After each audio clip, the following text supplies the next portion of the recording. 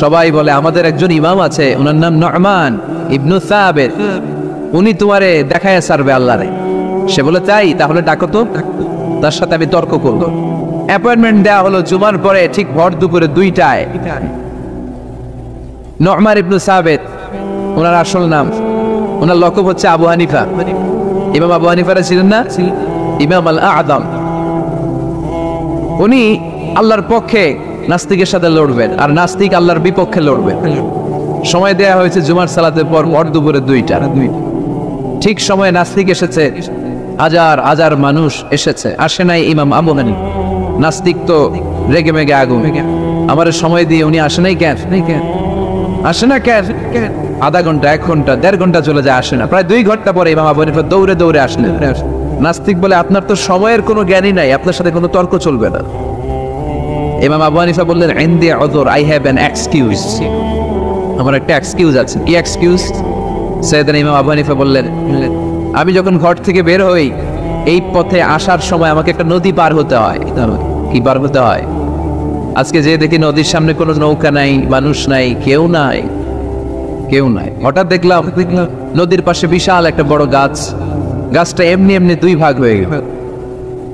গাছ থেকে এমনি এমনি কাঠ আর তক্তা বের হয়ে গেল, তক্তাগুলো এমনি এমনি জোড়া লেগে নৌকা হয়ে গেল।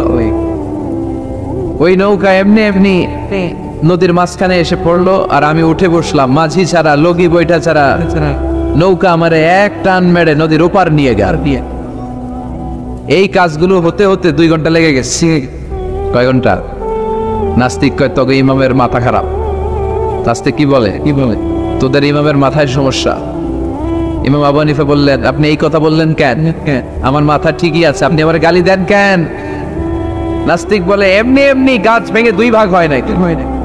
এমনি এমনি করাত ছাড়া গাছ কেটে তক্তা বানানো যায় নাকি? এমনি এমনি মিস্ত্রি ছাড়া তক্তা লাগিয়ে নৌকা হয়? এমনি এমনি মাঝি ছাড়া নৌকা চলে নাকি?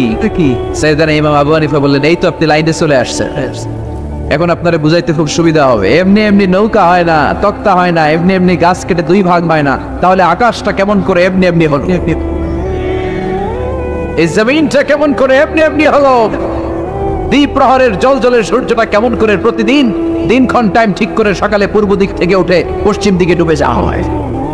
কেমন করে আকাশ থেকে বৃষ্টি নামে এমনি এমনি? কেউ যদি এটা না করে এমনি এমনি কেমন করে পৃথিবী সৃষ্টি হয়? নাস্তিকের ঘুমন্ত বিবেক এবার জাগ্রত হয়েছে, এবার সে চোখ মেলে তাকিয়েছে। সেজন্য এই পৃথিবীতে এখন নতুন এসেছে, সে নতুন করে আবার পৃথিবী দেখতে লাগলো। তাই তো সুবহানাল্লাহ কইবেন না? তাই তো এমনি এমনি তো কিছু হতে পারে না। There should be someone who is controlling everything. একজনকে থাকাই লাগবে যিনি মহাবিশ্ব নিয়ন্ত্রণ করছে। চিল্লায় বলেন যিনি কে? নাস্তিক অবাক, তাই তো, আসলেই তো আমি একটা বোকা, আসলে আমি হাদারাম, আমি তো এইভাবে কখনো ভাবি নাই।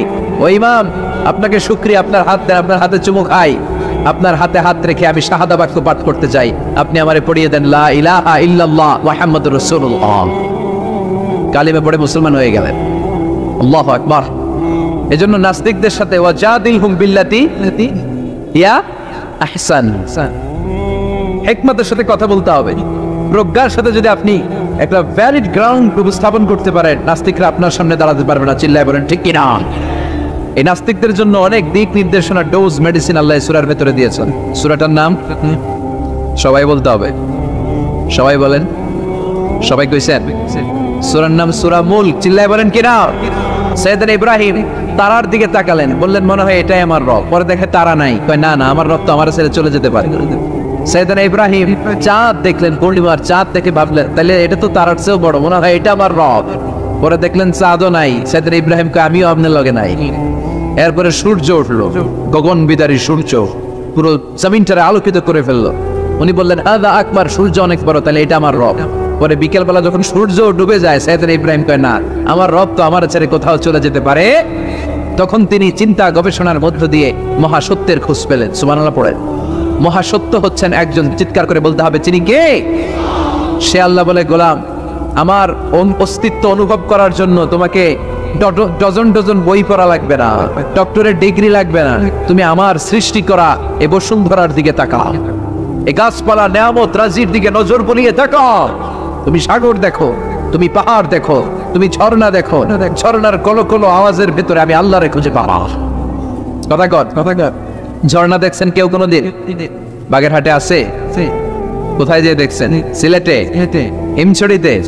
আহা, ঝর্ণার সামনে দাঁড়ালে বুঝাই যায় একজন এটাকে নিয়ন্ত্রণ করছে। একজন আছে, একজন থাকা লাগবে, একজন থাকা চাই যাকে ছাড়া মহাবিশ্ব এত সুন্দরভাবে চলতে পারে না।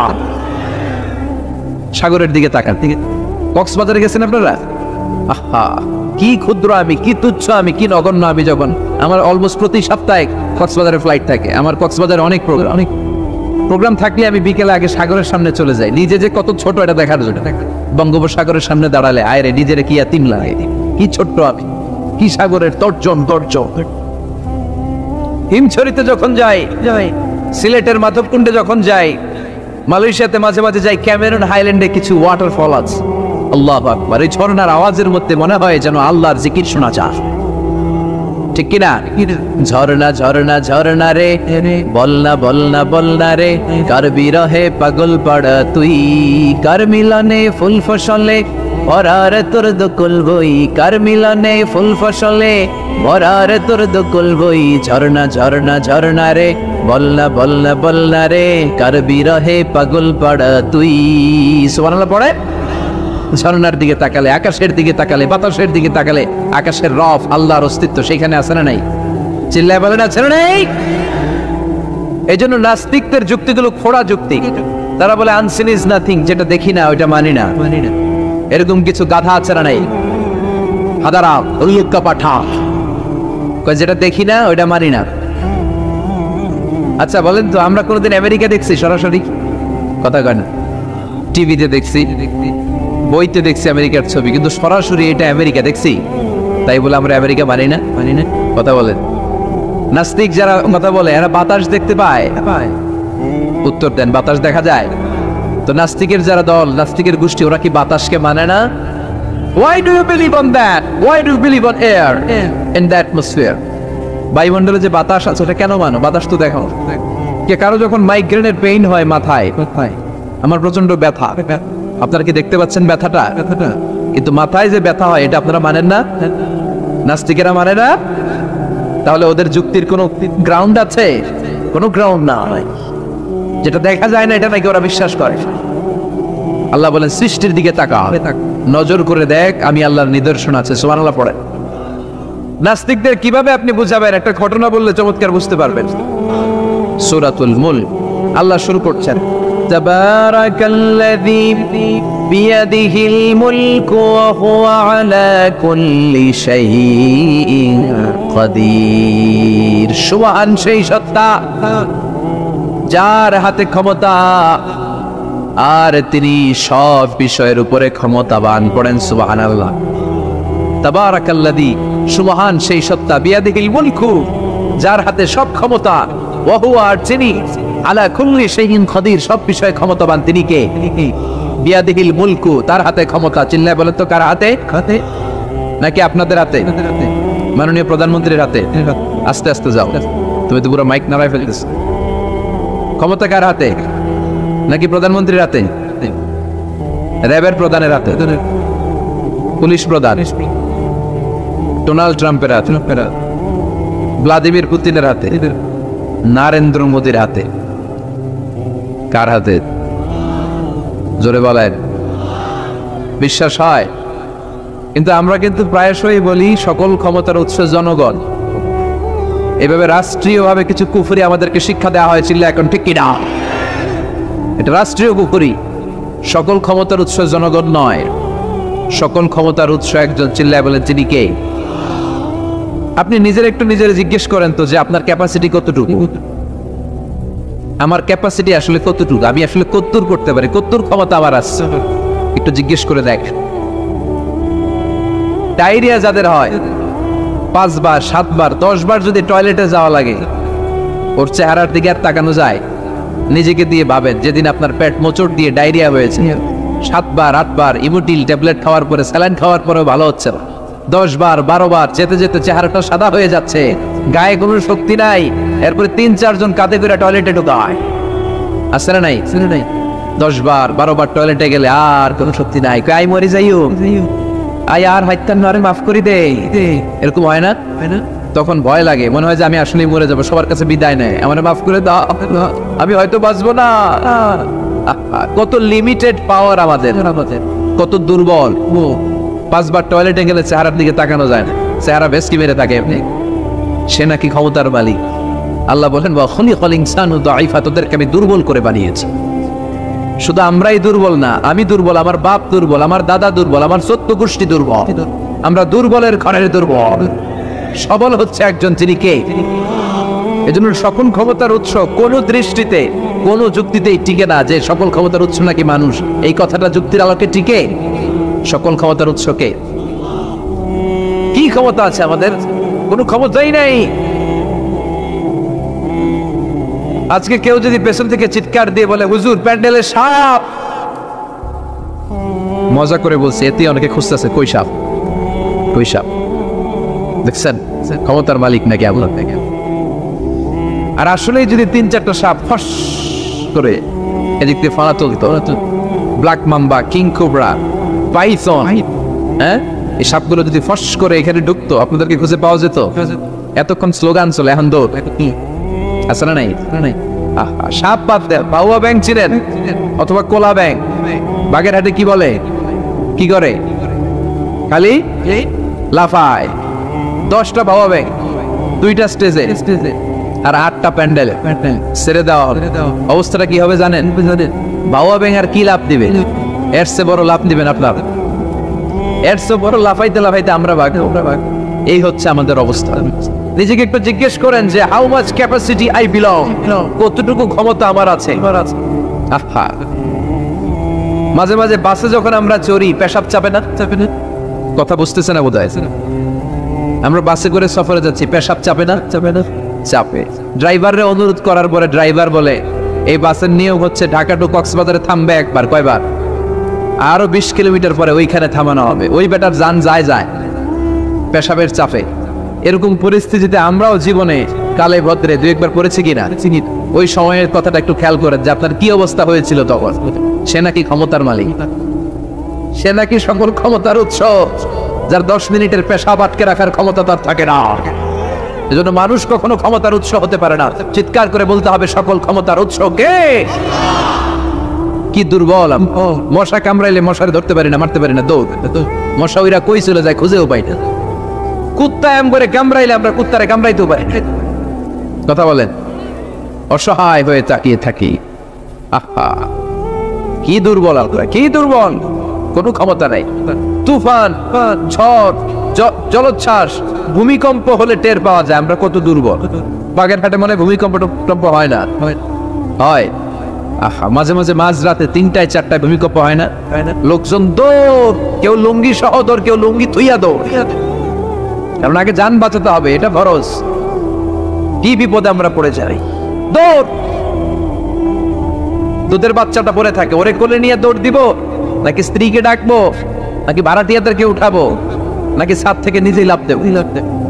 ভূমিকম্প যখন শুরু হয়, আমেরিকা যখন ভূমিকম্প শুরু হয়, ডোনাল্ড ট্রাম্প যে বিল্ডিং এ থাকে, ডোনাল্ড ট্রাম্প মনে হয় দৌড় দেয়। কথা বলেন, আমাদের প্রধানমন্ত্রী যে বিল্ডিং এ থাকে, ওই বিল্ডিং এ যদি ভূমিকম্প হয়, কথা কন, আমি কই নাই কিন্তু আপনারা কইছেন দৌড়। বাঁচার জন্য দৌড় দিতে হয়। আমি একটা ভিডিও দেখেছি, একটা টেলিভিশন প্রোগ্রামে, লাইভ প্রোগ্রাম চলছিল, সরাসরি সম্প্রচার। লাইভ বুঝেন? সরাসরি সম্প্রচারের প্রোগ্রাম। তো লাইভ প্রোগ্রাম, উপস্থাপক বসে আছে এদিকে, এদিকে অতিথিরা। ইন দ্য মিন টাইম শুরু হয়েছে ভূমিকম্প। উপস্থাপক মাইক থুইয়া দো, অতিথিরা ওঠে নাই, অতিথিরা বসে আছে, কারণ মেকআপ টেকআপ সব শেষ, ক্যামেরা রেডি। একটু পরে ভূমিকম্প আরো বেড়ে গেল, এবার অতিথিরাও তো। কি অসহায়, কি দুর্বল। ভূমিকম্প যখন শুরু হয়, মানুষগুলো খালি দৌড়ায়, খোলা মাঠে যেতে চায়। বিল্ডিং টাওয়ার গুলো যেন গায়ের উপর থপাস করে না পড়ে বাঁচতে চায়। কি যায়? বাঁচতে চায়। যার বাঁচার জন্য লড়াই, ও নাকি ক্ষমতার মালিক। এটা বিশ্বাস করবে কেউ? কক্সবাজারে যখন তুফান শুরু হয়, জলোচ্ছ্বাস শুরু হয়, ওখানে একটা দ্বীপ আছে, পাহাড়ি দ্বীপ, নাম মহেশখালী। ওইখানে বৌদ্ধদের স্বর্ণ মন্দির আছে। সেখানে যখন তুফান 30 ফিট 40 ফুটের জলোচ্ছ্বাস হয়, ওই বৌদ্ধ মন্দিরের বৌদ্ধগুলো নিচে নেমে জিকির করা শুরু করে দেয় আল্লাহ। কার জিকির করে? কারণ ওরা খুব ভালো করেই জানে যে গৌতম বুদ্ধ আমাদের বাঁচাতে পারে না, বাঁচাতে পারে একজন। চিল্লায় বলেন যিনি কে? এই জন্য বিপদে পড়লে টের পাওয়া যায় যে আমরা কত দুর্বল। আমি গত পরশু ঢাকা থেকে এসেছি। আমার প্রোগ্রাম ছিল সাতক্ষীরায়। ঢাকা থেকে যশোর নভোয়ারে করে এসেছি। তো সেখানে যারা বিমানবালারা থাকে তারা কেমন যেন প্যান্ট ট্যান্ট স্যুট টুট পরে আসে, নিজেদেরকে সাজিয়ে গুছিয়ে। এই বিমানবালাগুলো লিপস্টিক মেখে নিজেকে মেকআপ করে প্রদর্শন করে, কারণ তাদের সৌন্দর্যটাই হচ্ছে এখানে আসল জিনিস। সৌন্দর্য না থাকলে এদেরকে এয়ার হোস্টেস বানায় না। আমরা সিটে বসলাম, ইনস্ট্রাকশন দিল বিমানটা এখন টেক অফ করবে। ইন দ্য মিন টাইম এই মেয়েটা মাইক্রোফোন হাতে নিয়ে বলতে আরম্ভ করলো, ভদ্র মহিলা এবং ভদ্র মহোদয়গণ, আপনারা আপনাদের সিট বেল্ট গুলো বেঁধে নেবেন। এখনই আমাদের উড়োজাহাজটি শাহজালাল আন্তর্জাতিক বিমানবন্দর থেকে 14,000 ফিট উপর দিয়ে যশোর বিমানবন্দরে উদ্দেশ্যে ছুটবে। আল্লাহ আকবার, আল্লাহ আকবার, আল্লাহ আকবার। তো আমি ঘাড় ঘুরে তাকাইলাম, কি রে আল্লাহ আকবার বলে কেনা? পরে তাকায় দেখি ওই মেয়েই পড়তেছে, কাগজের মধ্যে লেখা, অবাক হলাম। যার চলাফেরা এরকম, বেশভূষা এরকম, এই মেয়েটা এখন আল্লাহ আকবার, আল্লাহ আকবার, আল্লাহ আকবার পড়ছে। আর পড়ছে শুদ্ধ অশুদ্ধ মিলিয়ে, সুবহানাল্লাযী সাখখারা লানা হাযা ওয়া মা কুন্না লাহু মুকরিনিন। আমি মিলাতে পারলাম না যে আল্লাহু আকবার পড়ে কেন। পরক্ষণে আমি বুঝলাম যে এইমাত্র বিমানটা গ্রাউন্ড ছেড়ে দিয়ে 14,000 ফিট উপরে উঠে যাবে। ওদের সবার খুব ভালো করেই জানা, ওই 14,000 ফিট উপরে আকাশের মাঝে আমাদেরকে বাঁচানোর কেউ নাই। কেউ আমাদেরকে, পুলিশ আমারে বাঁচাতে পারবে না, এয়ারলাইন্সের ম্যানেজার আমারে বাঁচাতে পারবে না, কোনো সিকিউরিটি আমারে বাঁচাতে পারবে না, ফায়ার সার্ভিসের ওরা আমাকে বাঁচাতে পারবে না। ওই 14,000 ফিট উপর থেকে আমারে বাঁচাতে পারে একজন। চিল্লায় বলেন তিনি কে? এটা খুব ভালো করে জানে, হিসাবটা খুব সহজ। এজন্য ওঠার আগে আল্লাহু আকবার লাগে, আর নিচে নামলেই তুম্মা চলে দো। আছে না নাই? নিচে নামলেই কুছ কুছ হোতা হ্যায়। কথা বলেন, বিমান থেকে নামলেই কুছ কুছ হোতা হ্যায়। বিমানে ওঠার সময় আল্লাহু আকবার, আল্লাহু আকবার। কি অবস্থা আমাদের, কতটুকু ক্ষমতার মালিক। আসলে আমাদেরকে আল্লাহ তেমন কোনো ক্ষমতাই দেয় নাই। ক্ষমতার মালিক কে? সে আল্লাহ বলছেন, তাবারাকাল্লাযী বিয়াদিহিল মুলকু ওয়া হুয়া আলা কুল্লি শাইইন কাদির। সুমহান সেই সত্তা যার হাতে ক্ষমতা। চিল্লায় বলেন ক্ষমতা কার হাতে? আল্লাহর হাতে ক্ষমতা। তিনি আজীবন ধরে ক্ষমতার চেয়ারে আসীন। তার ক্ষমতার চেয়ার কেউ কেড়ে নিতে পারবে না। কথা বলেন, কথা কয় নাকি? বিএনপির ক্ষমতার চেয়ার কেড়ে নেয় আওয়ামী লীগ, আওয়ামী লীগের ক্ষমতার চেয়ার কেড়ে নেয় বিএনপি। এগুলো আমরা দেখছি না? এখন অবশ্য লম্বা সময় ধরে বাংলাদেশ আওয়ামী লীগ ক্ষমতার চেয়ারে আছে। হয়তো কোনো কারণে আওয়ামী লীগের পর আবার নতুন কোনো দল ক্ষমতায় আসতে পারে কি পারে না। এভাবে পৃথিবীর রদ বদল হয়। আজীবনের জন্য কেউ ক্ষমতার চেয়ারে বসে থাকতে পারে একজন ছাড়া। তিনি কে? আল্লাহ। সেই যে ক্ষমতার চেয়ারে বসছে, কেউ আল্লাহর ক্ষমতার চেয়ার কেড়ে নিতে পারবে? চিল্লায় বলেন পারবে? এই পৃথিবীতে যারা ক্ষমতায় আসে তাদের কারো ক্ষমতার মেয়াদ 5 বছর। এই যে বাংলাদেশে আওয়ামী লীগ নতুন করে ক্ষমতায় এলো, মেয়াদ কয় বছর? কথা বলে 5 বছর। কোন দেশে 10 বছর। আল্লাহ যে ক্ষমতার চেয়ারে বসছে, আল্লাহর ক্ষমতার মেয়াদ কয় বছর? 20 বছর। কি কয়? হ্যাঁ, 50, 100 বছর। কয় বছর? আজীবন মেয়াদ। সুবহানাল্লাহ কইবেন না? ওয়াল আউয়াল ওয়াল আখির ওয়াল যাহির ওয়াল বাতিন ওয়া হুয়া বিকুল্লি শাইইন আলীম। আল্লাহ বলে, আমি প্রথম, আমি শেষ, আমি গোপন, আমি প্রকাশ্য। আমি চিরকালের জন্য ক্ষমতার চেয়ারে বসেছি, কোনোদিন এই চেয়ার আমি ছাড়বো না। ঠিক কি না? উনি আজীবন ক্ষমতার মালিক। উনি শুরু থেকে আছেন, শেষ পর্যন্ত থাকবেন। সুবহানাল্লাহ পড়ে। আমার কথা কি বোঝা যাচ্ছে? বুঝতে পারতেছেন? পৃথিবীর অনেক দেশে আবার ডেমোক্রেটিক সিস্টেমে ভোটে জিতে ক্ষমতায় আসতে হয়। যেমন আমাদের দেশ ডেমোক্রেটিক কান্ট্রি। ভোট যার বেশি, ক্ষমতা তার বেশি। ভোট পেয়ে ক্ষমতায় আসে। তো আল্লাহ তো ভোটে জিতে মনে হয় ক্ষমতায় আসছিল না? ভোট ছাড়া আসছে, কারচুপি করে আসছে আল্লাহ। হ্যাঁ, অনেক দেশে রাজতন্ত্র, মোনার্কি সিস্টেম, রাজার পোলা রাজা। আল্লাহর বাবা ছিল রাজা, এজন্য আল্লাহও রাজা। কথা বলেন। আল্লাহ বলে না, কোর্টে যেতে আমার ক্ষমতার চেয়ারে বসা লাগে নাই, আমার বাবা নাই, আমার ছেলে নাই, আমার কেউ নাই, আমি একাই সব ক্ষমতার মালিক, আমি চিরকালের জন্য এই ক্ষমতার চেয়ারে বসা। চিরকাল, আজীবন তিনি ক্ষমতার চেয়ারে থাকতেন। আবার অনেক সময় দেখা যায় ক্ষমতায় যেতে হলে অন্যান্য পার্টির সাথে কোয়ালিশনে যেতে হয়, শরিক বানাতে হয়। আল্লাহর ক্ষমতায় তো শরিক আছে না? আছে। আল্লাহ বলেন ওয়ালাম ইয়াকুন লাহু শারীকুন ফিল মুলক, আমার ক্ষমতায় কোনো পার্টনার নাই, কোনো শরিক নাই, তোদের মতো আমি কারোর সাথে জোট করি নাই, জোট ছাড়া, শরিক ছাড়া, কোয়ালিশন ছাড়া আমি ক্ষমতার চেয়ারে বসাও। আজীবন আমার ক্ষমতার নেয়া, কেউ আমার ক্ষমতার চেয়ার থেকে নামাতে পারবে না। পৃথিবীর অনেক দেশের এরকম নমুনা আমরা জানি, আন্দোলন করে সরকারকে ক্ষমতার চেয়ার থেকে নামানো হয়, আছে না নাই? গণ অভ্যুত্থান করে চেয়ার উল্টে দেওয়া হয়, মিলিটারি কু হয়, ক্ষমতার চেয়ারে আর থাকা যায় না। তো আমরাও যদি সবাই মিলে একটা আন্দোলনে নামি, তাহলে আল্লাহর ক্ষমতা শেষ। কি বলেন? আমরা 700 কোটি মানুষ, আমাদের সাথে পারবে আল্লাহ?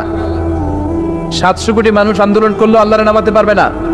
বুঝে শুনে উত্তর দিয়েন। 700 কোটি কিন্তু পারবে? আচ্ছা, জিন জাতিরা যদি বলে, জিনেরা তো আমাদের চেয়ে পাওয়ারফুল, তারা যদি বলে ও মানব জাতি আমরাও তোদের সাথে আছি, আল্লাহরে মানি না, মানুষ জিন ভাই ভাই, আল্লাহর আর রক্ষা নাই, তাহলে আল্লাহর ক্ষমতা শেষ? তাও না। কি বলে কি? আচ্ছা, ফেরেশতারাও যদি বলে যে আমরাও আল্লাহর আর মানছি না, আমরা জিনেরা মানুষেরা 3 দলীয় জোট, 3 দলীয় জোট হলেও পারবে না। আল্লাহ বলে গোটা বিশ্বের সবাই মিলে যদি আমার বিরুদ্ধে আন্দোলনে লেগে যাস, আমার ক্ষমতার 1 ইঞ্চিও কমাতে পারবি না। এজন্য রব্বুল আলামিন বলেন তাবারাকাল্লাযী বিয়াদিহিল মুলকু ওয়া হুয়া আলা কুল্লি শাইইন কাদির। সুবহান সেই সত্তা যার হাতে ক্ষমতা, ক্ষমতা কার হাতে? ওয়া হুয়া আলা কুল্লি শাইইন কাদির, তিনি সব বিষয়ের উপর ক্ষমতাবান। তিনি কে? তিনি চাইলে পাহাড়কে দরিয়া করতে পারে, তিনি চাইলে দরিয়াকে পাহাড় করতে পারে, তিনি চাইলে ধনীকে গরিব করতে পারে, গরিবকে ধনী করতে পারে, তিনি চাইলে সম্মানিতরে অপমানিত করতে পারে, আবার চাইলে অপমানিতরে সম্মানিত করতে পারে। তিনি কে? ফাআলুন লিমা ইউরিদ, তিনি যা ইচ্ছা তাই করতে পারেন, তার কাছ থেকে জবাবদিহিতা করার কেউ নাই, তিনি সবার কাছে জবাবদিহি চায়। চিল্লায় কোন ঠিক না? সে আল্লাহ বললেন সুবহান সত্তা যার হাতে ক্ষমতা, তিনি সব বিষয়ের উপর ক্ষমতাবান। এজন্য আমাদের মনে রাখতে হবে আমাদের কোনো ক্ষমতা নাই, ক্ষমতার মালিক কে? আর কোনদিন বাগেরহাটের ভাইয়েরা, জনগণ সকল ক্ষমতার উৎস, এই কথা বলবেন? মনে থাকবে? তাহলে আওয়াজ করে বলেন তো, সকল ক্ষমতার উৎস কে? সবকিছু করতে পারে কে? সব ক্ষমতার মালিক আল্লাহ। অনেক কথা আল্লাহ 30 আয়াতে বললেন, কয়টা বলবো? কিছু দূর যে আল্লাহ বলা শুরু করলেন ওয়ালাকাদ যায়্যানাস সামাআদ দুনিয়া বিমাসাবিহা ওয়া জাআলনাহা রুজুমাল লিশ-শায়াতিন। সুবহানাল্লাহ পড়েন। আল্লাহ বললেন নবী, নিকটবর্তী আকাশটারে তারা দিয়ে, আলো দিয়ে, মোমবাতি দিয়ে আলোকিত করেছি। I have beautified the closer skies with light and candles. আমি তারা দিয়ে নিচের আকাশটাকে সুশোভিত করেছি। তারা দিয়ে আমাদের আকাশটারে, মহাশূন্যটারে সুশোভিত করেছে কে? তারা চেনেন না? খালি আকাশের দিকে রাতে তাকালে কি দেখা যায়? তারা। রাতের বেলা তারার মেলা। এখন তো লাইটিং ফাইটিং এর যুগ, তারা চেনা যায় না। আগের লোকেরা তারা না দেখে কিছু করতে পারতো না। আগের মুরব্বীরা তারা দেখলেই বুঝতো কয়টা বাজে, ঘড়ি লাগতো না। আগের নাবিকেরা তারা দেখে তারা রাত কয়টা বাজে নির্ধারণ করে ফেলতো। সুবহানাল্লাহ পড়েন। কত ধরনের তারা আছে। শুক তারা নাম শুনছেন? ধ্রুব তারা শুনেছেন? সপ্তর্ষি মণ্ডল একটা আছে, অনেকে তারা চিনে না। গুটি গুটি গুটি গুটি 7টা তারা একসাথে দেখবে, এটার বলে সপ্তর্ষি মণ্ডল। আল্লাহ বলে এই তারা দিয়ে আমি আকাশটারে সুশোভিত করেছি। এই তারাগুলো কিন্তু প্রথম আকাশে না, এই তারাগুলো প্রথম আকাশের মহাশূন্যে অবস্থিত। আমরা খালি চোখে যা দেখি এটা আকাশ নয়, এটা মহাশূন্য। এটা কি? বাগেরহাটের ভাইরা উত্তর করেন, এটা কি? এই মহাশূন্যের অনেক অনেক অনেক অনেক অনেক উপরে আকাশ। ওই আকাশ যে কত উপরে এটা নাসার বিজ্ঞানীরাও জানে না। শুরুতে আমরা দেখতে পাই প্রথম আকাশের মহাশূন্য, এর অনেক উপরে প্রথম আকাশ, তারপরে শুরু হয় দ্বিতীয় আকাশের মহাশূন্য, তার অনেক উপরে দ্বিতীয় আকাশ, তারপরে তৃতীয় আকাশের মহাশূন্য, তারপরে তৃতীয় আকাশ, এভাবে একটার চেয়ে আরেকটা বড়, একটার চেয়ে আরেকটা বড়। দ্বিতীয় আকাশের তুলনায় প্রথম আকাশটা কত ছোট শুনতে চান? আপনার হাতের আংটিটা যদি আপনি সাহারা মরুভূমিতে ছুঁড়ে ফেলে দেন, পৃথিবীর সবচেয়ে বড় মরুভূমির নাম কি জানেন? সাহারা মরুভূমি। এই সাহারা মরুভূমিতে আপনার হাতের আংটি ছুঁড়ে ফেলে দিলে পুরো মরুভূমির তুলনায় আপনার হাতের আংটি যত ছোট, আল্লাহর দ্বিতীয় আকাশের তুলনায় আল্লাহর প্রথম আকাশটা ঠিক তত ছোট, একটার চেয়ে একটা বড়। তারপর আমরা নিজের বড় বড় করে দাবি করি। এই যে আজকের প্যান্ডেলে এত মানুষের সমারোহ হয়েছে, তাকালে মনে হয় না যে কত বিশাল জায়গা? কথা বলেন, বিশাল মনে হয় না? পিল জঙ্গল এইটারে যদি এত বড় মনে হয়, তাহলে পিল জঙ্গলটা কত বড়? হ্যাঁ হ্যাঁ, আরো বড়। এইটার চেয়ে নিশ্চয়ই বাগেরহাট বড়। কথা কান, বাগেরহাটের চেয়ে নিশ্চয়ই পুরো বাংলাদেশটা বড়।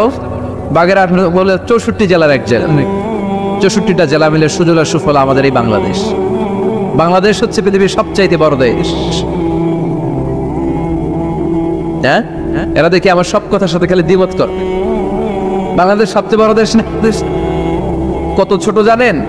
মানচিত্রে বাংলাদেশ লেখার জায়গাটাও আমরা পাই না। বাংলাদেশ এটা লিখতে গেলে BAN পরে ইন্ডিয়ার উপরে,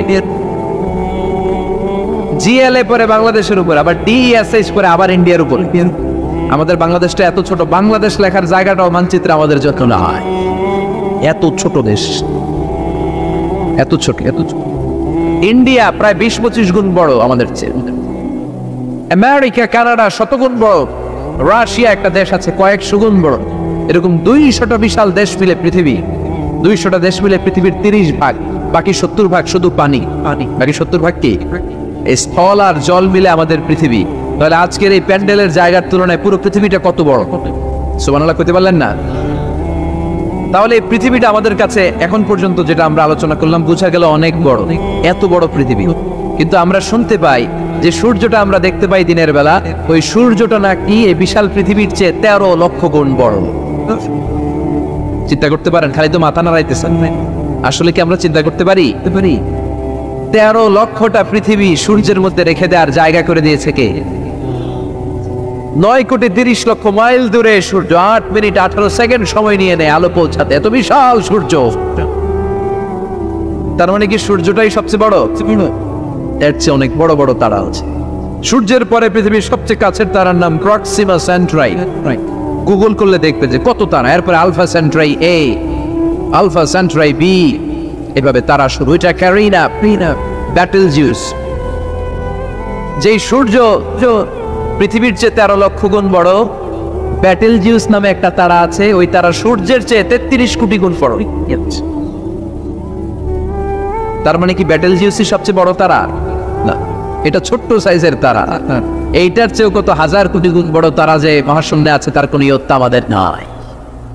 এরকম হাজার হাজার মিলিয়ন ট্রিলিয়ন জিলিয়ন বিলিয়ন অট্রিলিয়ন তারা মিলে আমাদের এই গ্যালাক্সিটা গঠিত। আমাদের গ্যালাক্সির নাম মিল্কি ওয়ে। আমাদের গ্যালাক্সির নাম শুনছেন না? বিজ্ঞানে আমরা পড়ছি না? আমাদের গ্যালাক্সির নাম মিল্কি ওয়ে। আমাদের গ্যালাক্সির পরে আমাদের সবচেয়ে কাছের গ্যালাক্সির নাম অ্যান্ড্রোমেডা। কি নাম?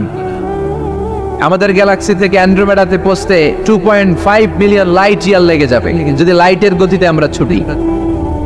2.5 মিলিয়ন লাইট ইয়ার। 1 মিলিয়নে 10 লাখ, 2.5 মিলিয়নে 25 লক্ষ লাইট ইয়ার।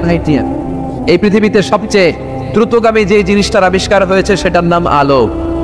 সেটার নাম সবাই বলে, আলো সবচেয়ে দ্রুত ছোটে। কত দ্রুত জানেন? 1 সেকেন্ডে 1,86,000 মাইল বেগে ছোটে। 1 ঘন্টায় না, 1 মিনিটে না, 1 সেকেন্ডে ছোটে কত দূর? আরে 1 সেকেন্ড কইতে তো 2 সেকেন্ড লাগে। 1 সেকেন্ড এটা বলতে বলতে 2 সেকেন্ড লেগে যায়, কিন্তু 1 সেকেন্ডে নাকি সে 1,86,000 মাইল দূর চলে গেছে। এই আলোর গতির গতি সম্পন্ন একটা রকেট যদি কেউ বানাতে পারে, যে রকেটটাও আলোর মতো সেকেন্ডে 1,86,000 মাইল বেগে ছুটবে। এরকম রকেট যদি বানানো যায়, তাহলে এই রকেট দিয়ে আমাদের গ্যালাক্সি থেকে আমাদের প্রতিবেশী গ্যালাক্সি অ্যান্ড্রোমেডাতে পৌঁছতে 25 লক্ষ বছর লেগে যাবে। সুবহানাল্লাহ। বাড়িতে যায় বলবেন সবাই, চিৎকার করে পড়েন আল্লাহু আকবার। সে আল্লাহ বললেন, ওয়ালাকাদ যায়্যানাস সামাআদ দুনিয়া বিমাসাবিহা ওয়া জাআলনাহা রুজুমান লিশ-শায়াতিন। আমি তোমাদের জন্য দুনিয়ার আকাশটারে সুন্দর সুন্দর তারা দিয়ে সুশোভিত করেছি। এরকম বিশাল বিশাল তারা, দেখতে তো মনে হয় ছোট্ট একটা ডটের মতো, না একটা ফোঁটার মতো মনে হয় না তারাগুলা? এত বিশাল বিশাল তারা মহাশূন্যে রেখেছে কে? চিল্লায় বলেন কে? এরপরে এই সূরার মাঝে মাঝে এসে আল্লাহ বললেন, ওয়াল্লাযী জাআলা লাকুমুল আরদা যালুলান ফামশু ফি মানাকিবিহা ওয়া কুলু মির রিজকি ওয়া ইলাইহিন নুশুর। আল্লাহ বলে, আমারে তোরা চিনিস না, চিনে নে। আমি হলাম এমন সত্তা, আমি তোমাদের জন্য জমিনটারে সমতল বানিয়ে দিয়েছি, তাই যেখানে মন চায় তোমরা সুন্দর করে হেঁটে হেঁটে যেতে পারো। তার মানে এই নয় যেখানে খুশি সেখানে যাবা, শেষকালে আমার দিকে ফিরে আসতে হবে, ঠিক কি না? মিনহা خلقناكم وفيها نعيدكم ومنها نخرجكم تارة أخرى। মাটি থেকে বানালাম, মাটির কবরে পাঠালাম, আবার মাটির কবর থেকে আমাদেরকে উঠায়া দিবে কে? আল্লাহ বললেন যালুলান, আমি জমিনকে বানিয়েছি সমতল। আরেক আয়াতে বললেন ওয়াল্লাযী জাআলা লাকুমুল আরদা ফিরাশা, আমি জমিনকে বানিয়েছি বিছানা। সমান সমান না হলে আজকের প্যান্ডেলে এত সুন্দর করে আপনারা বসতে পারতেন? কথা বলেন না। প্যান্ডেলের এদিকে উঁচা, এদিকে নিচা, এদিকে খাড়া, এদিকে তেড়া, এদিকে গর্ত, এদিকে ভাঙ্গা, এরকম হইলে আজকে প্যান্ডেলটা সমান হইতো? এই সমান করে দিছে কে? আমরা যখন বিমানে চড়ি, বিমানের জানলা দিয়ে নিচে তাকালে দেখা যায় আল্লাহ কেমন মনে হয় যে সবুজ কার্পেট বিছাই দিচ্ছে। সুবহানাল্লাহ করতে পারলেন না? আবার আল্লাহ বলে, সবুজ কার্পেট দেখে মনে করো না যে তোমরা বেঁচে গেলা, এই সবুজ কার্পেটের ভেতরে আগুন আছে না নাই? আমরা যে পৃথিবীর উপরে লাঙ্গল দিয়ে হাল চাষ করি, গাছ লাগাই, হেঁটে চলি, এই মাটিটার নিচে আগুন আছে। কি আছে? কি আছে? বিশ্বাস হয় নাকি আজগবি কথা লাগে? রূপকথা মনে হয় না? এই পৃথিবীর মাঝখানে আছে আগুন, জ্বলন্ত আগুন। আল্লাহ কোরআনে কসম কেটেছেন, ওয়াল বাহরিল মাসজুদ, ফুটন্ত টকবগে সাগরের পানির কসম। আমেরিকান নেভাল একাডেমির সায়েন্টিস্টরা তারা হিসাব মিলাতে পারে না, সাগরের পানি দেখি ঠান্ডা, কিন্তু আল্লাহ কয় ফুটন্ত টকবগে সাগরের পানির কসম। এই গরম আল্লাহ পাইলো কই? তারা ভাবলো নিশ্চয়ই ভিতরে গরম আছে, নাইলে গরম আসলো কোত্থেকে? দেখি তো কোরআনের কথা সত্য কিনা। তারা সবসময় কৌতূহলী, এই কৌতূহলই তাদেরকে মহাবিশ্বের সুপার পাওয়ারের আসনে আসীন করেছে। আমাদের কোনো কৌতূহল নাই, আমগো আছে ফতুয়াবাজি। কথা কর, আমি তবলিগ, বাকি সব কাফের। আমি জামাত ইসলাম, বাকি সব মুনাফিক। আমি আহলে হাদিস, বাকি সব ঈমান হারাম। কথা কন, এই গুতাগুতি আছে না নাই? ফতুয়াবাজি আছে না নাই? একজনের পিছনে আরেকজন আছে না নাই? কি কারণে যে ফতুয়াবাজি করে, গীবত করে লেগে থাকে আল্লাহই জানে। এরা কি বুঝে এগুলো করে আল্লাহই জানে। খালি ফতুয়াবাজি, খালি গীবত, কেউ কারো ভালোটা দেখতে পারে না। একজন দাওয়াতি কাজ করতেছে, হকের কথা বুঝাচ্ছে, হাজার হাজার মানুষ তার স্পষ্ট ভাষা আর সহজ সাবলীল ব্যাখ্যার কারণে ইসলামের সৌন্দর্য খুঁজে পেয়েছে, কিন্তু তারেও ঠ্যাং ধরে নিচে নামাতে চায়। এটা বাংলাদেশ, এমন দেশটি কোথাও খুঁজে পাবে না কো তুমি। আহা, খালি ফতুয়াবাজি। আমাদের মুক্তিযুদ্ধে যারা লিড দিয়েছিল তারা কারা? যুবক না? কিছুদিন আগে কোটা আন্দোলন হয়েছে না একটা, লিড দিয়েছে যুবকরা। তারপর নিরাপদ সড়ক চাই, লিড দিয়েছে কারা? বুড়া মুরব্বীরা, যুবকেরা। এজন্য যুবকেরা, তোমাদের ইবাদত আল্লাহর কাছে অনেক প্রিয়, তোমাদের কাজগুলোর দাম আল্লাহর কাছে অনেক বেশি। In the day of judgment, কিয়ামতের দিন আল্লাহ তাআলা 7 শ্রেণীর ব্যক্তিকে তার আরশের নিচে ছায়া দিবে। এর মধ্যে 2টাই হচ্ছে যুবক। একটা হচ্ছে ওই যুবক শাবুন নাশাআ ফি ইবাদাতিল্লাহ, যে যুবক তার যৌবনটাকে আল্লাহর ইবাদতে কাজে লাগায়। যে যুবক তার যৌবন বয়সে পর্নোগ্রাফি দেখে না, হিন্দি সিনেমা দেখে না, দুম্মা চলে দুম দেখে না, তুজে দেখা তুহে জানা সনম, এগুলো তারা দেখে না, অশ্লীল কোনো কিছুই তারা দেখে না। এই সময়টা তারা আল্লাহর ইবাদত করে কাটায়। আর আরেক শ্রেণীর যুবক, যে যুবককে পাপ কাজের জন্য, পরকীয়ার জন্য অফার করা হয়, সুন্দরী মেয়ে তাকে অফার করে, দেখো আমি সুন্দরী, সুস্নিগ্ধা, অনন্যা, প্রিয়ংবদা, সুহাসিনী, সুকেশিনী, সুভাষিনী, অসূর্যম পোষা, মেঘ কালো কেশ, কাজল কালো চুল, হরিণের মতো ডাগর ডাগর আমার দুটো চোখ। কিন্তু যুবক সেদিকে ভ্রুক্ষেপ করে না। ওই যুবক বলে, ইন্নী আখাফুল্লাহ, আমি একজনকে ভয় পাই, তিনি কে? যাদের হৃদয়ে আছে আল্লাহর ভয়, তারা কবু পথ ভুলে যায় না। আল্লাহর প্রেম ছাড়া এই দুনিয়ায় কারো কাছে কোনো কিছু চায় না। রাতের আধারে যারা সেজদাতে রয়, দু চোখের শ্রুতে নদী যেন বয়। চলনার হাতছানি যতই আসুক, পেছনে ফিরেও সে তাকায় না। যাদের হৃদয়ে আছে আল্লাহর ভয়, তারা কবু পথ ভুলে যায় না। আল্লাহর প্রেম ছাড়া এই দুনিয়ায় কারো কাছে কোনো কিছু চাই না, কারো কাছে কোনো কিছু চাই না। ঠিক না? ওই যুবকদের হৃদয়ে ভয় থাকে কার? কারো কাছে তাদের চাওয়া পাওয়ার কিছু নাই। কিন্তু আমার দেশের এই দামাল ছেলেগুলোর চরিত্র ধ্বংস করে দেওয়ার জন্য যা যা দরকার তার সব উপাদান বাংলাদেশে আছে না নাই? এক নম্বরে পর্নোগ্রাফি আছে না? স্মার্টফোন গুলার ভিতরে ইন্ডিয়ান নায়িকাদের কোমর দুলানোর ডান্স আছে না নাই? রূপবানে নাচে কোমর দুলায়া, ফেরেশতারা বলবে তোগরে পিডামো আমরা জুলাইয়া। তো যুবক ভাইরা, এগুলো দেখবা না। তোমার চোখের হেফাজত করতে হবে, তোমাকে অনেক দূর যেতে হবে, তোমাকেই খুঁজছে বাংলাদেশ। তুমি যদি ভালো থাকো, ভালো থাকবে আমার বাংলাদেশ। তুমি যদি ইসলামের পক্ষে থাকো, ভালো থাকবে আমার 56,000 বর্গ মাইল। তুমি যদি কোরআনের পক্ষে থাকো, ভালো থাকবে আমার লাল সবুজের পতাকা। এজন্য যুবকদেরকে ইসলামের পক্ষে থাকতে হবে। এই পর্নোগ্রাফির সাথে আমাদের কোনো সম্পর্ক। আজকের এই মাহফিল থেকে আমরা ওয়াদা করব, যার মোবাইলে যা আছে সব ডিলিট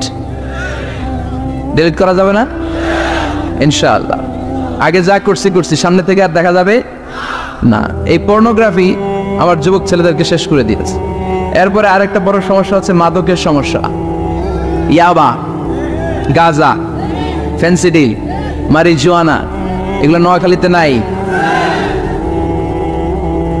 এই ইয়াবা আগে ছিল ইউনিভার্সিটি লেভেলে ছেলেরা খেত, তারপরে নামলো কলেজে, এখন এটা প্রাইমারি স্কুলের ছেলেদের হাতেও পৌঁছে গিয়েছে। ভয়ঙ্কর অবস্থা। প্রশাসনের ভাই যারা আছেন, জনপ্রতিনিধি যারা আছেন, আপনাদেরকে আরো শক্ত হতে হবে। ওদের ঘাঁটি ভেঙে চুরমার করে দিতে হবে। কোনো ইয়াবার ব্যবসা বাংলার জমিনে চলতে পারবে না, জোরে বলো ঠিক কিনা? দরকার শুধু একটা শক্ত সিদ্ধান্ত। The choice is years. আপনারাই পারেন। যারা চেয়ারম্যান, ওনাদের অনেক দায়িত্ব।